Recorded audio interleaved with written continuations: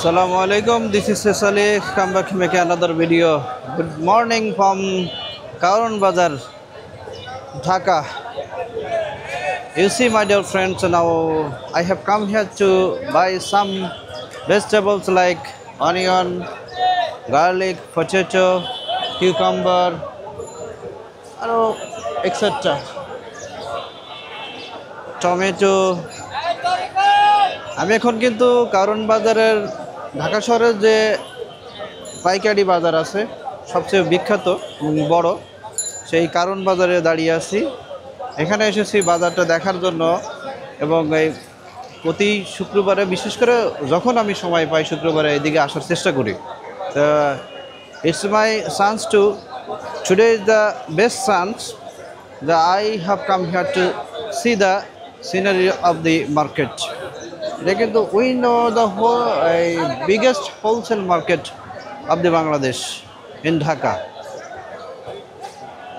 কতটা ব্যস্ততা নিজের চোখে দেখা যায় যদি আপনি বাজারে আসেন, কারণ বাজারে আসেন।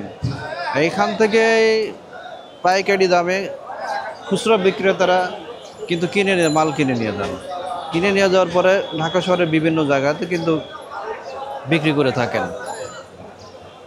বাজার বিগত সময়ের তুলনায় কিন্তু এইবারের কাঁচা বাজারটা রমজানের মধ্যে আলহামদুলিল্লাহ অনেক ভালো, যার ক্রেডিট কিন্তু আমাদের কৃষকদের দিতে হয়। পাশাপাশি যে আমাদের বাজার নিয়ন্ত্রণে সরকারকেও দিতে হবে এবং বাণিজ্য উপদেষ্টাকে বিশেষ করে আমার পক্ষ থেকে ধন্যবাদ। আপনারা ধন্যবাদ দিবেন কিনা জানি না, তবে সত্য কথা বলতেই হবে যে যে কাজে পারদর্শী, যে লাইনে আছে তাকে সেই লাইনের দায়িত্ব দিলে কিন্তু সে কাজটা সফলভাবে করতে পারবে। তার উদাহরণ হিসেবে বলা যেতে পারে যে কাঁচা বাজারের নিয়ন্ত্রণ। কাঁচা বাজার থেকে শুরু করে বড় এক্সাম্পল হচ্ছে তেলের, সয়াবিন তেল। রমজান মাসে কিন্তু সয়াবিন তেল এবং চিনি এগুলোর চাহিদা প্রচুর পরিমাণ থাকে।